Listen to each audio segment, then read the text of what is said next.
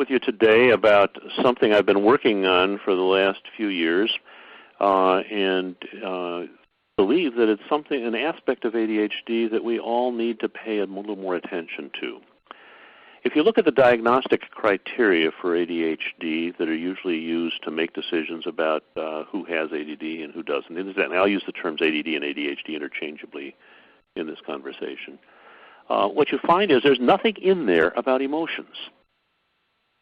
There are comments about forgetfulness, there are comments about being able to pay attention to various things, but there's not much, there's no explicit mention at all about emotions as any part of the problem that people with ADD face. And yet, one of the things which has really emerged as we've studied more about how the brain operates, and for everybody, and specifically about how things work for people with ADHD, whether you're talking about kids or adults, is that often emotions seem to get in the way. And what I'd like to talk about today is the role that emotions play in ADHD that I think is not adequately recognized. And let me say that I'm interested not simply in negative emotions.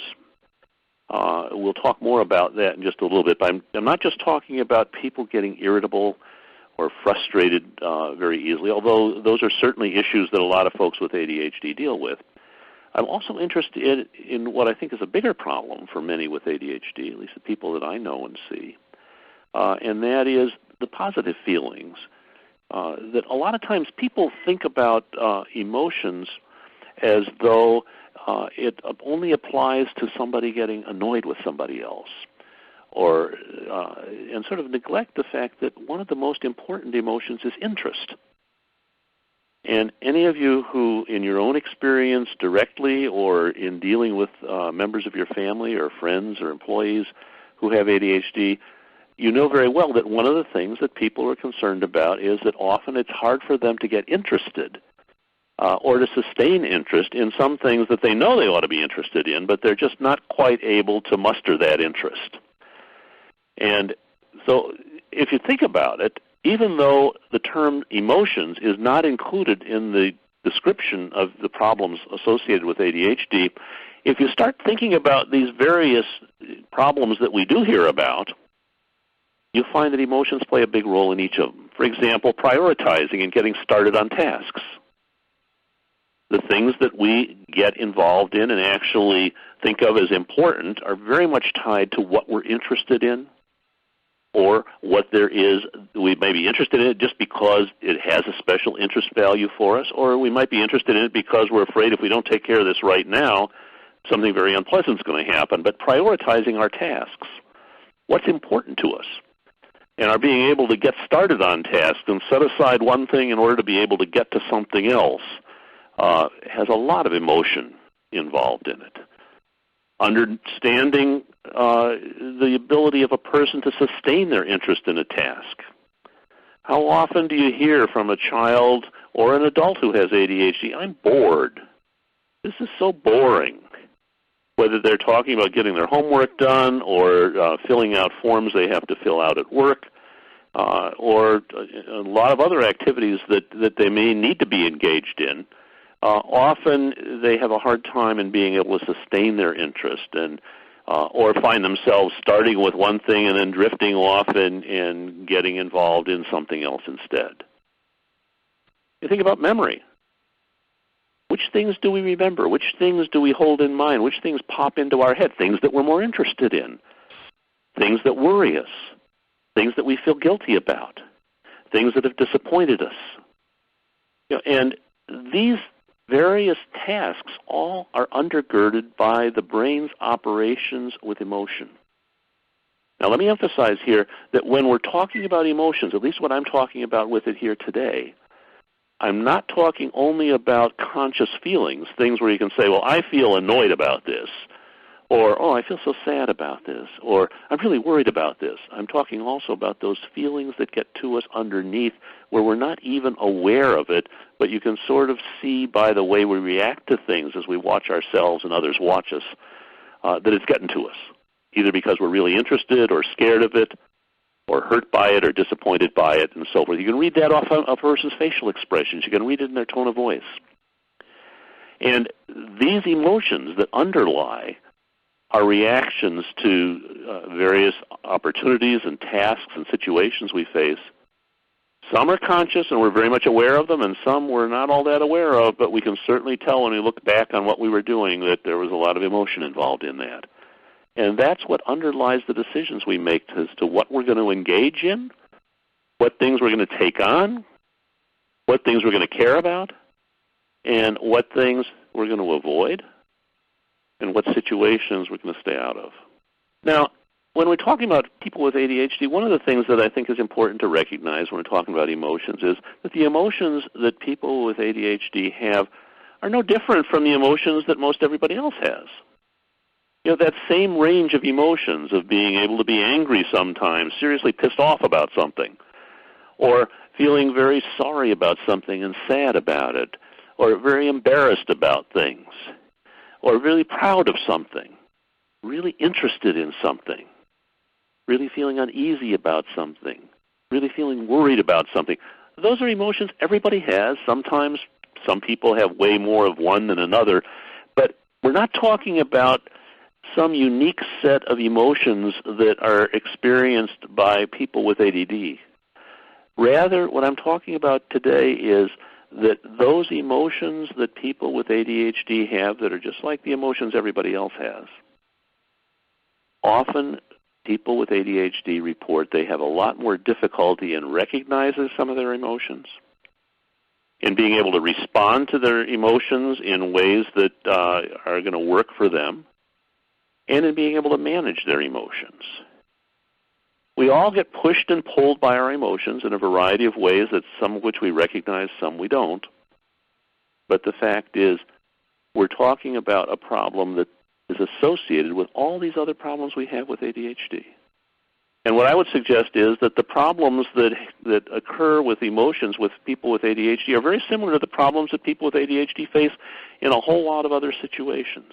One of the things that I've learned about this in talking with a lot of patients whom I've consulted with is that often emotions tend, for the person with ADHD, to gobble up all the space in their mind. Let me give you an example. I had a salesman one time who came to my office, and he said, you know, I was at the diner yesterday late afternoon having lunch. I was in a pretty good mood sitting there eating my sandwich, not many people around. Guy in the booth behind me got his sandwich, and he's chewing too loud. He's going chomp, chomp, chomp on every bite. He said there was something about that noise that was driving me nuts. It was as though a computer virus had gotten into my head and just gobbled up all the space, and that's all I could think about was that damn noise.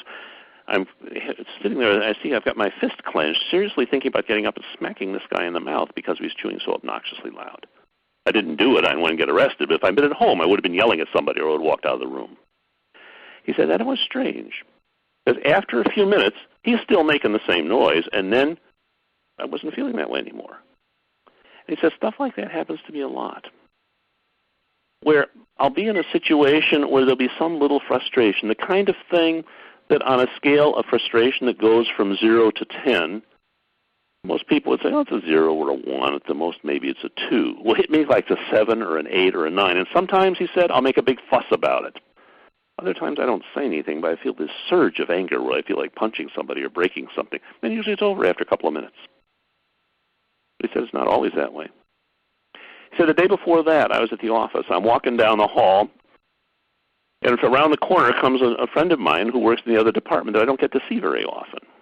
And I hadn't seen him for a long time, so as we approached each other, I stopped. He was walking along reading some papers as he was going along the hall. And when I got to the point where we met each other, I stopped and said, hey, what's up? How you doing? I figured we'd stop and chat for a minute. He looks up, says hi, puts his head down, goes right back to reading and walking down the hall. Now, he said most people would just take that and just blow it off and say, well, he's in a hurry. He's got to get to a meeting or something. We'll talk later. He said, not me. He said, that happened at lunchtime. I got nothing done for the rest of the day. I spent all afternoon thinking, I'd do something to piss him off. Or maybe I did something to offend somebody in his department and they're all angry with me. Or maybe I'm just the kind of person nobody likes and nobody will tell me about. I couldn't get it out of my head. Other people with ADD, it's not like that. But they'll get an idea in their head of something they want to do, or something they want to get, or something they want to buy. And all of a sudden that wish takes on such strong urgency that the feeling is, I've got to have it now. And it almost doesn't matter how expensive it is or how inconvenient it's going to be for them or for somebody else, or whether they're using time and money now for this today that they know they need for something else tomorrow that's more important. There's just this relentless push. And they'll keep that up until they either get it or they hit a brick wall. But even if they get it, they're not that happy about it because usually by then they're off on something else they want to do. Other people with ADD, it's not like that. They don't get that kind of problem with emotion, but they do find that they worry a lot. Like one woman who was driving down the expressway, she was telling me about this experience. She said, I'm driving down the expressway and I'm in the left lane. I've got the Jersey cement barrier on my left, and then there's an 18-wheeler truck on my right. And we're cruising along about 65 miles an hour. This truck starts pulling over a little bit toward, it didn't get into my lane, but over toward me. And I got to thinking about how big that truck was and how small my car was. And pretty soon I'm thinking to myself, what would happen if that truck didn't see me and pulled over and squished me against the Jersey barrier? And pretty soon I'm not just thinking about it, I'm running a very vivid movie in my head, imagining exactly what it would look like if that truck came over and smashed my car, crumpled the car, sharp pieces of metal are sticking into me, and I'm bleeding to death. The car's getting dragged along the Jersey barrier. The truck jackknifes. Cars and trucks behind us are hitting us repeatedly. There's this massive traffic jam. It takes a long time to get the rescue squad in to cut me out of the car. By that time, I've bled to death, and I have to call my family and tell them I'm dead. And all this while I'm trying to drive the car 65 miles an hour down the road. She says stuff like that happens to me all the time, where basically everything's going along okay, and I start thinking, what would happen if this happened, or what happened if that happened? And pretty soon, I'm not just thinking about it, I'm into it. Now, it's not like anybody with ADD has all this stuff. But many will have one or some combination of a couple of them. But what they have in common is that computer virus in the head thing. That the emotion, whether it's hurt feelings or pissed off over trivia or having that feeling I've got to have it now or worrying about what if this or what if that, those feelings, some people, one person specializes in one, the other person may specialize in one or two others, but those feelings just come in like the computer virus and gobble up all the space in their head. It's very hard for them then to be able to put it in perspective and to put it to the back of their mind and get on with whatever it is they've got to do. And what I'm suggesting to you is that I think that many people with ADD have a lot more trouble than most other people do in being able to manage and respond to those kinds of emotions. That it's not always the same for everybody. Different people, different emotions are more important to them. But that feeling of having that emotion come and gobble up all the space in one's head is an experience that a lot of people with ADHD say, that's something that really is a problem for me. And if we think about this as sort of flooding with the emotion, you ask yourself, okay, well, what's the problem with that? Well, let me give an example. Often in a situation where they're feeling frustrated, a lot of people with ADHD will talk about how they just feel so frustrated, so annoyed, so enraged with something. It's like, this is the 5,000th time I've told you about this. And remembering, for example, one family where the mother was saying, I worry so much about my kids and my husband, because there'll be some little thing. He's maybe had a hard day at the office and comes home, and our boys are supposed to put the trash cans out in the night before to pick up, and then the next day when they get home, they're supposed to pull them back into the garage.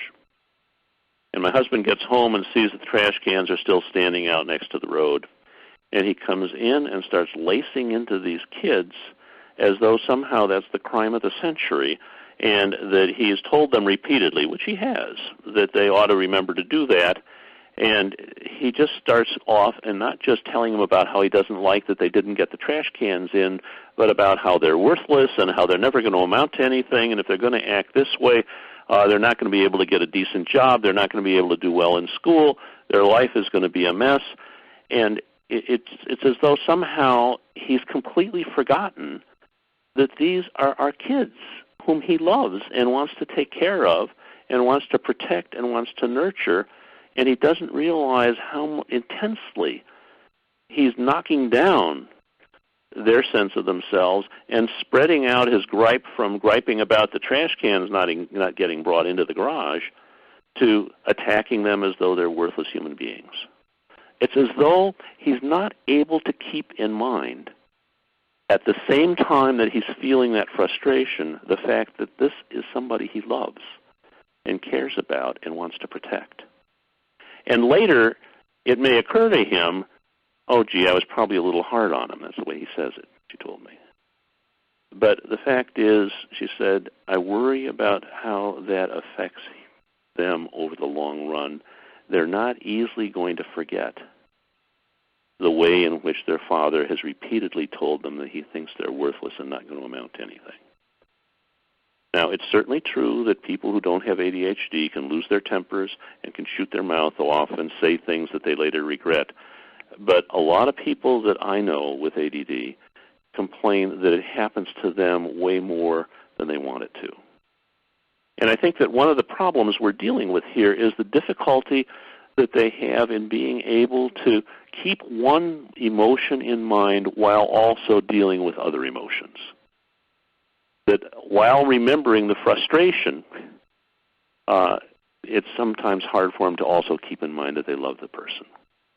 Or if they're dealing with a boss or a supervisor at work and they shoot their mouth off about how frustrating it is to deal with the comments that the supervisor's making, and not remember that this is their boss, and that if they shoot their mouth off too much, that might have a price tag in terms of what kind of review they get or whether they get to keep their job.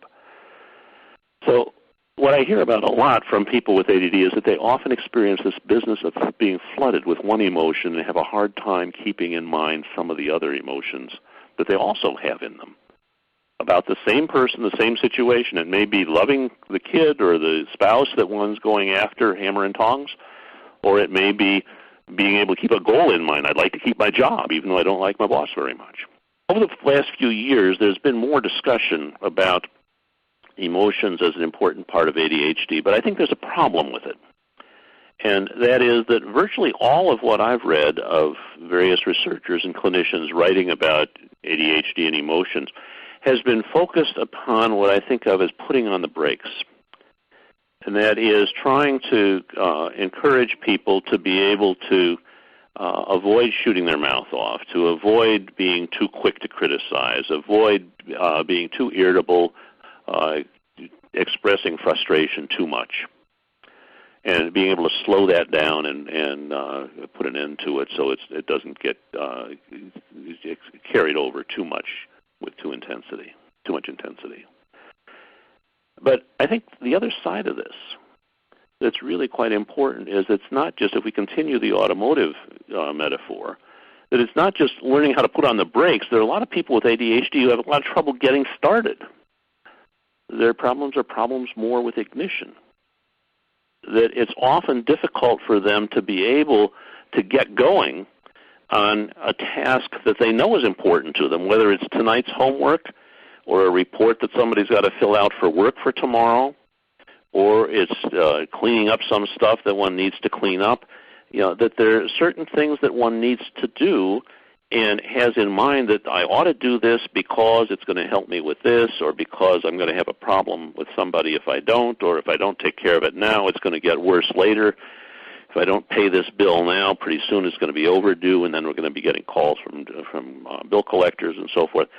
But getting started, and that many people with ADD said, you know, I just have this way of procrastinating. It's as though I can't get started on something until it's becoming an emergency. That they tend to put things off till the last minute. And often what they'll tell you is, I'm just a person who works better under stress. But what they don't realize is that the way it works when you wait till the last minute is it puts you in a situation where you get scared. And when you get scared of something, not because somebody told you you should be scared about it, but just because it is scary to you, you think of it as something that's going to be leading to embarrassment or some penalty that you don't want to have to deal with. It changes the chemistry of the brain instantly. And so often people with ADHD report that they have a lot of trouble getting started until they get scared enough that they feel they have a gun to their head, and that's the point at which they begin to be able to move and get started on taking some action. But unfortunately, sometimes that feeling doesn't come until after the time when they really should have gotten started on it. And part of that is another issue related to memory, because memory is very important in terms of understanding emotion, because that's the way that the brain assesses importance. And in order to assess the importance of anything, we rely upon our memories to be able to pull up relevant information about what's happened to us in the past, or what we've seen movies about, or what we've seen happen to other people, that pulls in associated memories and gives us some picture of how things are working. But a problem that many people with ADHD is that they not only forget their feelings about somebody, but they often look at too narrow a focus. And the metaphor that I use for thinking about that is, if you think about, suppose you're in the grandstand watching a basketball game, but you're not using both eyes to look at it. Instead, you have a telescope. And you can take your telescope and you can look up close at a particular part of what's going on the court. But when you look through the telescope, you're only able to see one little piece of the situation. And you can move the telescope and look further at what's going on down under the basket, or you can look back to see what's going on mid-court. But the problem is you're not able to keep the whole picture in mind the way you can if you're looking with both eyes and you can see the whole court. And often people with ADHD report that for them, it's when they're in a situation, whether it's a family discussion or some social interaction or something that's going on in school or at work, that often they have a hard time keeping in mind some of the other pieces of the situation that might matter. They may be things that are going on right at the moment, as the action in a basketball court would be during a game. Or it may be something like somebody who's just feeling they were up kind of late last night and their alarm goes off and they look at it with one eye and say, gee, I really am tired. I didn't get enough sleep last night. I'm going to take a little longer sleep, and hit the snooze alarm or maybe even turn the alarm clock off. Because at that moment, all they're thinking about is that they're overtired and they need to get some more sleep, and they're not remembering the fact that their boss had reminded them recently that they've been coming into work too late recently, and that if that keeps up, it's going to be a problem on their job. That ability to sort of keep in mind other aspects of the situation is another place where working memory, and you see, working memory is what we're talking about here. We talk about that a lot with ADHD, but it's remembering other feelings you have about something, remember other goals you have, remembering the larger context in which we're operating. Those are some of the ways that I think emotions become problematic for a lot of people with ADHD. And all of us have, these, with or without ADHD, have problems with this kind of thing sometimes, but I think for ADHD folks, it's a lot more frequent with that difficulty. So what can we do about it? And of course, we have to begin this by saying there's nothing that we can do that's always going to help.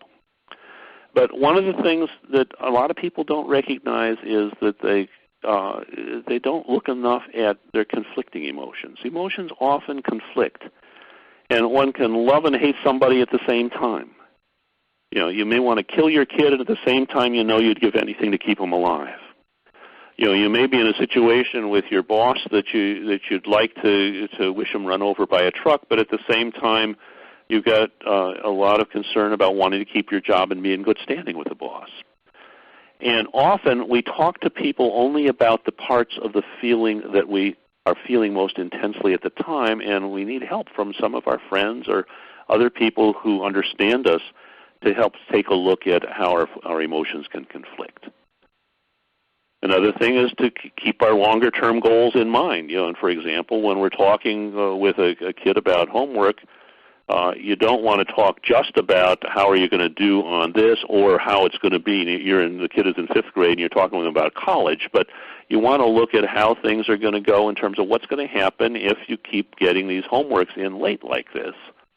How is that going to affect things in terms of your ability to learn it, or in terms of you being able to get some reward that I promised you if you got the grades up a little bit? Another thing that's important is that a lot of people take medication for ADHD, but often it's not adequately fine-tuned.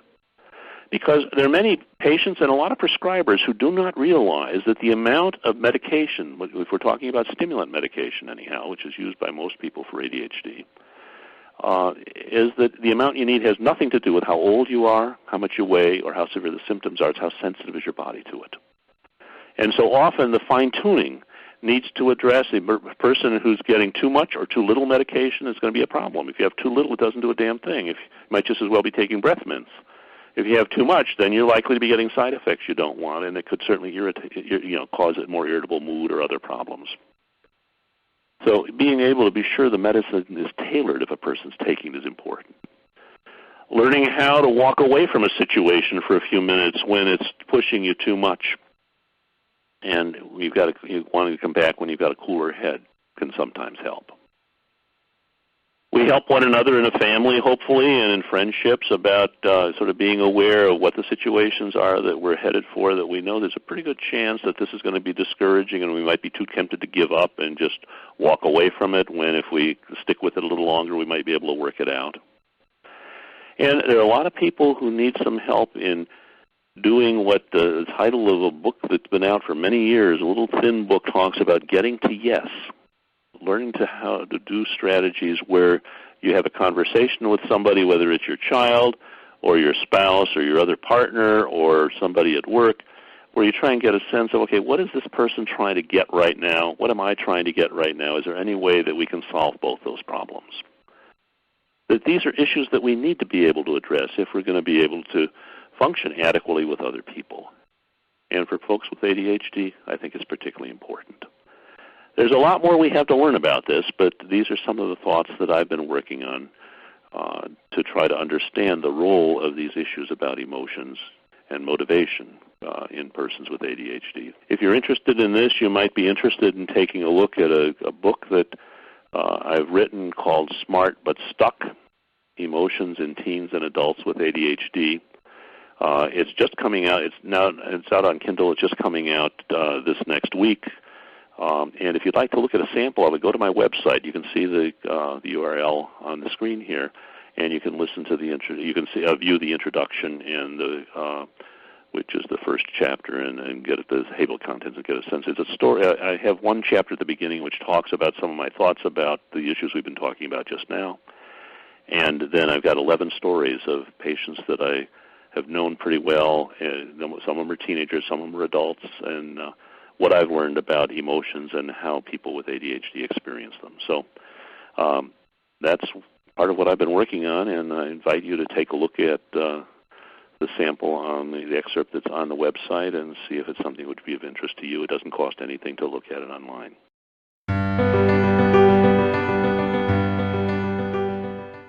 And our first question is, can you discuss the relative importance of medication versus therapy in helping individuals with emotional regulation? As you know, the recommended treatment, the multimodal treatment study, has really recommended that medication and behavior management be used together. So can you discuss a little bit of that importance? Sure. I think that ADHD is basically a developmental impairment of the brain's management system. And I think we've got a lot of evidence to say that an underlying factor is the dynamics of the chemistry of the brain. Now, that doesn't mean that medicine works for everybody, but we've got pretty good evidence that it works for a lot of people with ADHD if it's adequately tailored to their individual body chemistry and their needs.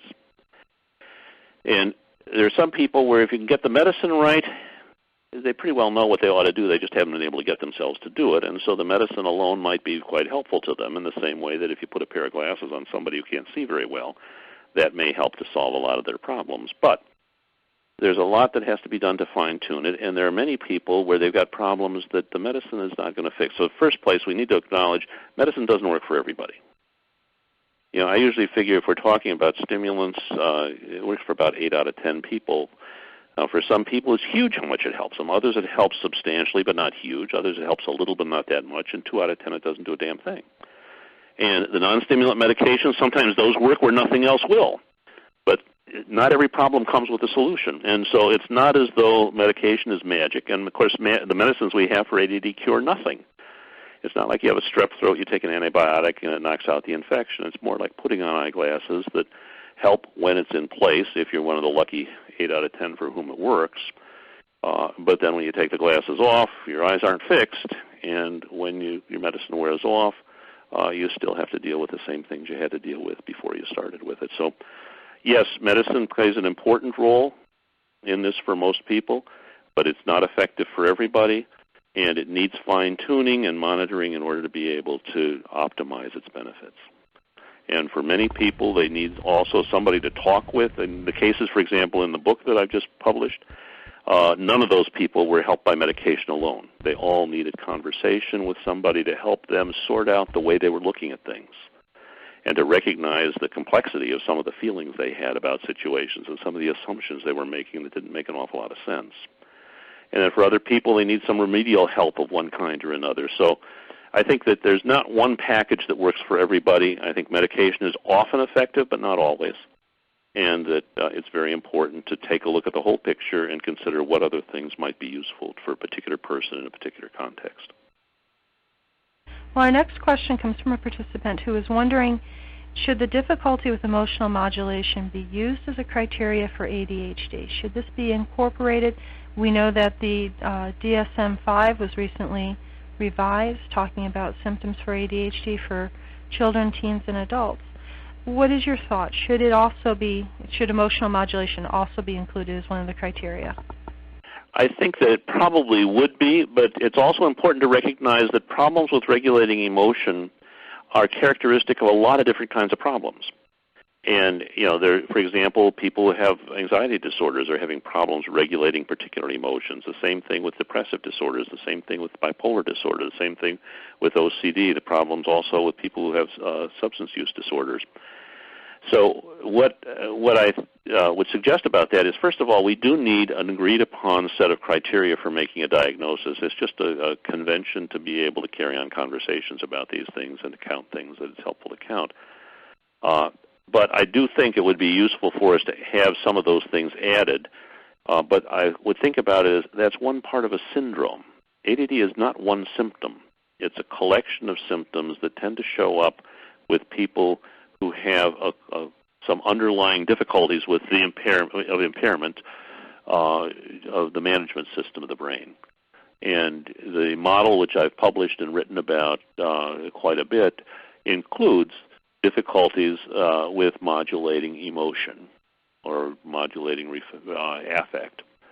And I think, and Russ Barkley has written some important stuff on the importance of taking this into account. So I would certainly think it's a good idea for us to start incorporating, to eventually work toward developing some criteria about problems regulating emotion as one aspect of ADHD. But that alone would not be a basis for making or breaking a diagnosis. And we all know that many people with ADD have other problems that rise to the level of diagnosis, anxiety, depression, substance use, and so forth. And one needs to sort out, is this part of the syndrome of ADHD, which it is for many people. There are a lot of the people whom I've talked to who have difficulty regulating emotions where it doesn't warrant a second diagnosis. It's just one aspect of the ADHD. And then there are some where it rises to the level where I'd have to say, well, this really does look like it's a bipolar disorder, or this is an intensity of depression that looks like it warrants a diagnosis of dysthymia or a major depressive episode. Well, we have a participant. You just mentioned some of the possible co-occurring conditions that do walk along with ADHD for some people. One of our participants is wondering, how does a clinician distinguish between ADHD and a co-occurring disorder or co-occurring mental health disorder that can impact emotion or impact motivation? That's a good question. How do you tell? Yeah, these are all good questions. The way I think about it is that some of the distinctions between ADHD and other disorders are quantitative and not qualitative. What I mean by that is that there are, it goes back to the point I was just finishing on a minute ago, that, for example, there's some people who have a lot of difficulty with worry that is pretty much a part of their daily life, and it's worrying more than most other people the same age and developmental status do, but it's not necessarily so much that I'd say that's generalized anxiety disorder or that's a social phobia. It may be that as a person, for example, who has been embarrassed many times by things they have said or done impulsively, that they recognize and make them look kind of foolish to other people. And they worry about, am I going to shoot my mouth off in the wrong way? Am I going to sort of fail to pay attention and I'm going to get called on in class and not know how to respond? Or am I going to be seen as sort of a space shot? And there are ways in which one may worry that don't necessarily meet the diagnostic criteria for a generalized anxiety disorder. But yet, at the same time, it's part of a syndrome. And so the first issue is it having difficulty with modulation of emotion certainly does not qualify for a diagnosis of ADHD, particularly under present diagnostic criteria. But if a person is having difficulty with that, and it's part of the cluster of symptoms that we do associate with ADHD, then that may very well warrant their being seen as having ADHD, particularly if they've got enough of the symptoms to meet diagnostic criteria. But then if it reaches a certain level of severity, and where you draw the line on that requires a lot of clinical judgment, above that line you may need to say this is really an additional disorder. There's so much of a problem with anxiety here that we need to think about this as an anxiety disorder that may warrant some additional treatment. Now, you've also got a sort of situation where often I'll see people who come in feeling depressed and may have been diagnosed as depressed by other people. But then you talk with them and they have been suffering so much with an untreated ADHD that you're looking at somebody who's got a dysthymic disorder, sort of a low-grade chronic depression. It's not life-threatening. They're not wondering if they'd be better off dead or something like that. But it's just a lot of discouragement and demoralization. And what I've found in a case like that is that if I can effectively treat the ADHD symptoms, sometimes those depressive symptoms clear up. So that we then say, well, we were dealing with a depressive reaction, but not enough to call this a major depression because we've got the ADHD under control, and now those symptoms seem to have passed. On the other hand, if somebody comes in and their eating and sleeping are way out of control, they're preoccupied with thoughts about whether or not they want to keep on living, and they're feeling constantly hopeless, they may also have ADHD, but at that point we may have a situation where this warrants a diagnosis of a major depressive episode.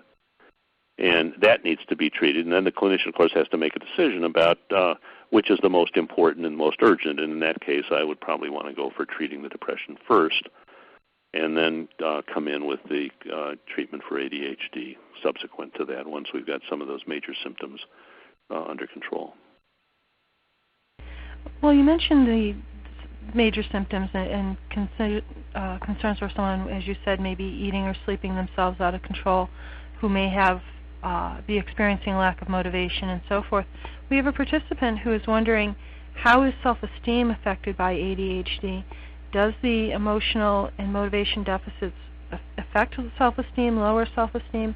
And we know that sometimes depression and self-esteem can be intertwined. Certainly both are affected. And so can ADHD.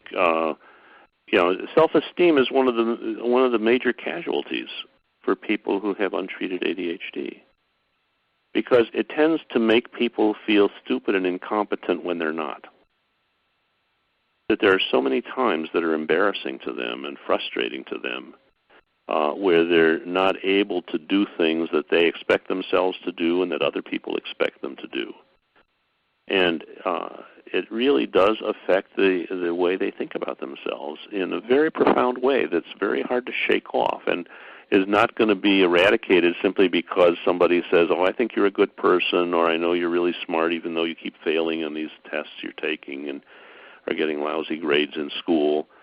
Or, yeah, I know you've lost several jobs because you couldn't get there on time and you weren't consistent in doing things, but I know you're really a smart person. But, we don't go just by what people tell us directly about whether or not we're any good. We've got some sense of what's expected and how what we're doing fits with what other people are able to do around us. So self-esteem is a major casualty in untreated ADHD, and it's one of the reasons why I think it's important to get at the problem early. If you've got somebody who really does have significant ADHD impairments, I think it's very important for them to get an adequate diagnostic workup and get some help if, in fact, they do meet diagnostic criteria, for the treatment of that problem, because otherwise one of the important problems that comes from it is that you end up feeling that you're just no damn good. And you tend to internalize the picture of yourself that gets handed to you every time you see that you've messed up one more time. And, you know, if you're lucky, you may have some other things that go well enough that other people can genuinely tell you, yeah, nice guy, nice job, you did a good job on that. And that's why some people can, you know, find support in being good at athletics, or they're good at art, or they're very good at fixing computers, or at repairing cars, or they've got some special skills that can help them to be able to feel proud of themselves in at least some contexts. But I think that anybody who knows anybody with ADHD who has had a long period of not being adequately treated certainly understands that one of the big problems that that person faces is a very shaky sense of their own value. Often that may be covered up by braggadocio or by sort of making fantastic claims that just don't hold much water. But underneath, often there's a lot of discouragement and hopelessness. Well, we have heard from people who have dealt with both the discouragement and the hopelessness, and we've also heard from people who have found a good treatment plan and found some ways in life to make this a very positive experience. Absolutely. We have a participant. Absolutely. I mean, this is of the things to deal with. There are ways to deal with ADHD.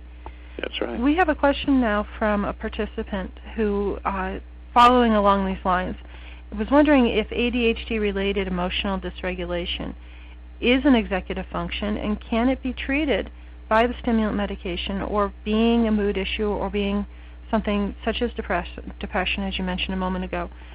Would it be better treated by an antidepressant? Now, I realize that this is a medical question that, of course, a person always needs to come to their treatment plan working closely with their doctor, but speaking generally... Yeah, I hope they've got a doctor who understands this kind of stuff, but I think that it certainly needs to be taken into account. First of all, the question about is it an executive function, I think so. The model of ADHD, which is described on my website that I've been working with for about 20 years now, has as one of its components, and when I've got that list of executive functions, one of them is the capacity of a person, the function that they have to be able to manage frustration and to modulate emotion. And so that's one of the places where emotion is a critically important aspect, I think, of ADHD. But what I'm talking about today is not simply that modulating emotions and managing frustration. I'm also talking about the role emotion plays in being able to get activated and get started on things, and the role it plays in being able to sustain alertness and to be able to keep up the effort to finish things. So emotion is a part of all the executive functions that are described in the model that I'm working with. And I think that it's important to take that into account as one of the basic building blocks of the brain's management system. Now, the question about which end to pick up if you've got somebody who has the syndrome of ADHD and at the same time is having a lot of trouble with depression or a lot of trouble with anxiety, is you need to take a look at it. What's the effect of medication on it? There are some people, if you put them, for example, on stimulant medications, if they've got a particularly sensitive body chemistry, that medicine can make them more jittery and more anxious. There are some other people, you can put them on exactly the same stimulant medication, and they'll feel much more calm. I've had some people who've been on almost every one of the anti-anxiety medications who've been put on stimulant medications for the first time, and they'll come back and say, I feel more calm than I've ever felt in my life, even on all those other medications. Because part of what we're talking about here is the capacity of the brain to impose top-down regulation on bottom-up emotions. And that's one of the things that the medication can help. Sometimes the stimulants are not the best medicines for dealing with this, and sometimes you are better off with other medicines. Depends on which symptoms are making the most trouble.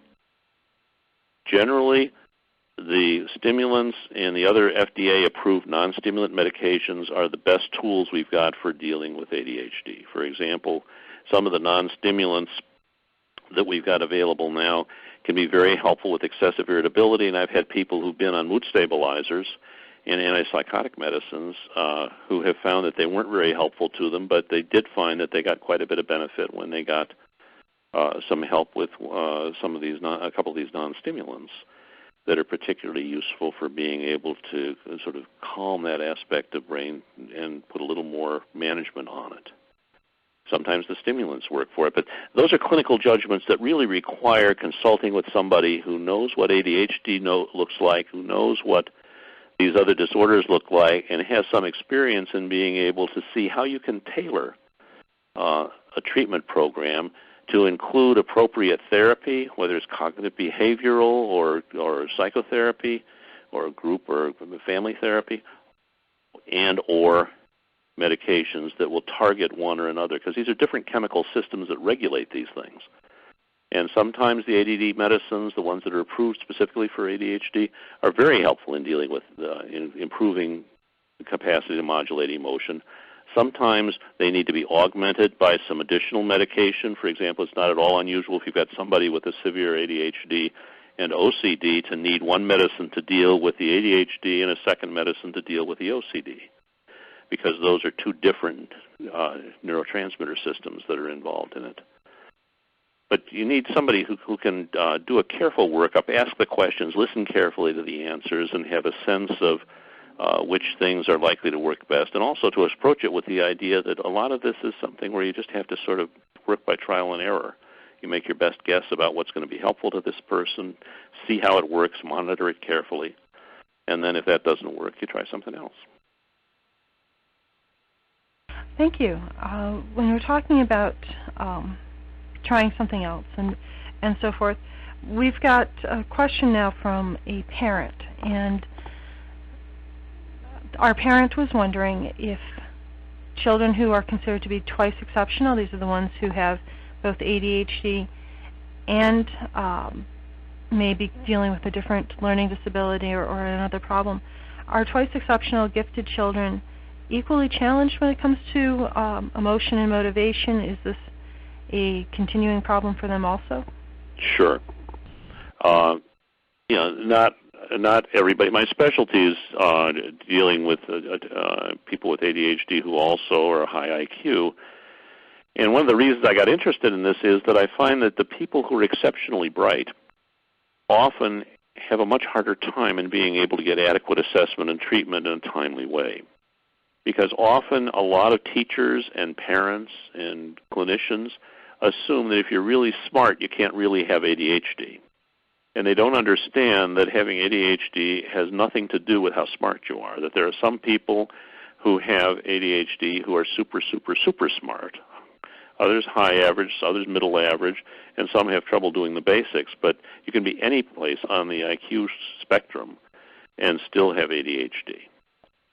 And this particular aspect that we're talking about today, the issues around motivation and the issues around managing emotion and responding constructively to emotion, are issues which are very much a problem for many of the high IQ folks I see, just as they are for other people as well.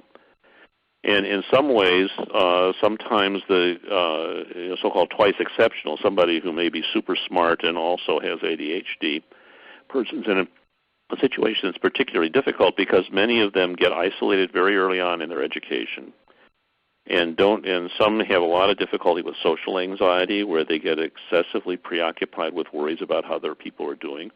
And there are also some who have some of the characteristics of what we would used to refer to more as Asperger's, or the high IQ end of the autistic spectrum, where they're really pretty clueless in terms of understanding social interactions. And sometimes they are so rational that they want to approach everything on a very cognitive, intellectualized basis, and haven't really developed some of those skills that are involved in sort of having empathy for other people, sizing up how the world looks really different to some other people, and being able to take adequate account of the different situations in which they find themselves.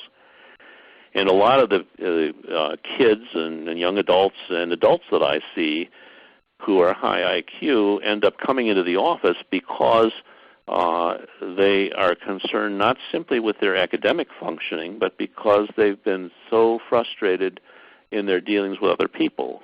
They often annoy other people or disappoint other people. And you'll see in the stories that I published in that book that just came out, there's several of them. There's one of them in particular of a student who said, "I'm in Mensa, and I don't think I'm going to be able to graduate from college.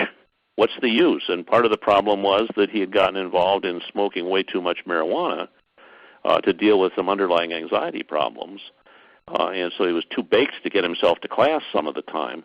But he also was running into difficulties where he was not taking enough into account how his teachers were feeling about how he was coming across to them and how he was dealing with other people who were, in his classes or that he had to work with in his training and internship sessions. So, the being smart does not protect you from having ADHD, and it does not protect you from having emotional difficulties.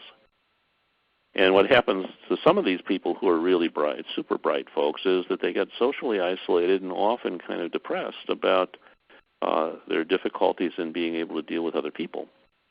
Now, that's not to say all of them. There are some who have a wonderful ability to get along with other folks. They have a great sense of humor and are very empathic, but there also are some who really do struggle with these social emotional problems and need some help to deal with that. And it's not the sort of thing which is going to fix just by giving people some medicine. That's where it's very important to have somebody to talk with them who can sort of get an appreciation for how the world looks to them and help them develop a little more appreciation for how it looks to other people. And the world can look very different when you are coping with the symptoms of ADHD, and that's one of the leading sources. Oh, yes. It's a leading source of frustration, I know, for many of our participants and for many of the people who contact us at the National Resource Center on ADHD.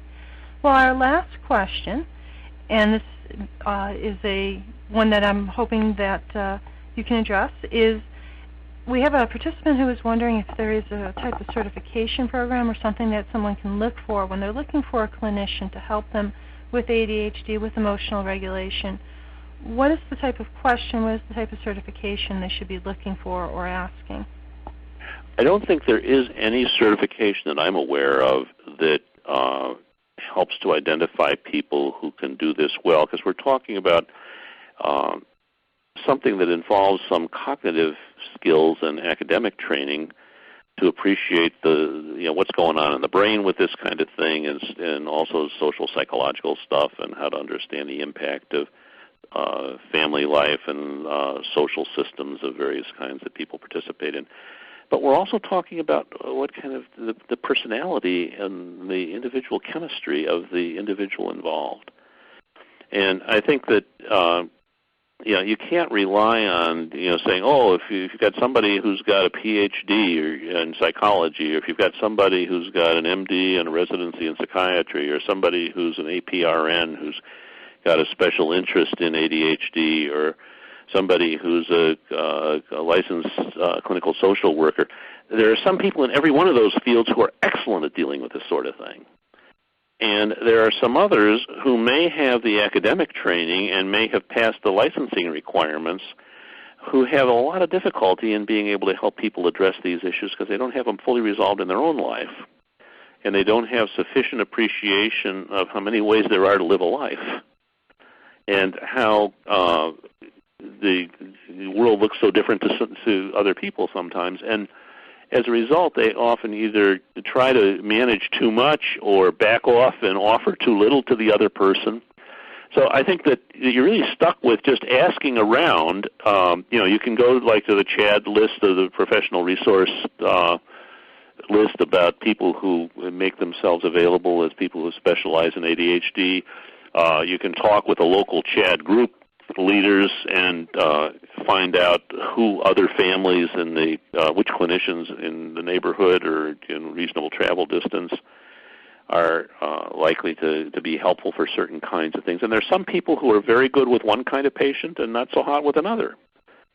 So I think it's important to have somebody who's got a pretty solid grounding in understanding what ADHD is in its modern understanding as it's been changed and evolved a lot over the past few years, and who's not stuck in just thinking these are just behavioral problems.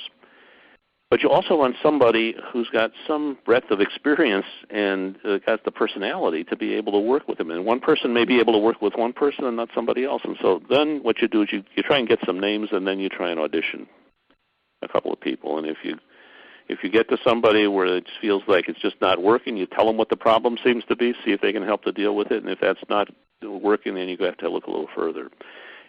Honestly, it is not easy to get a good clinician.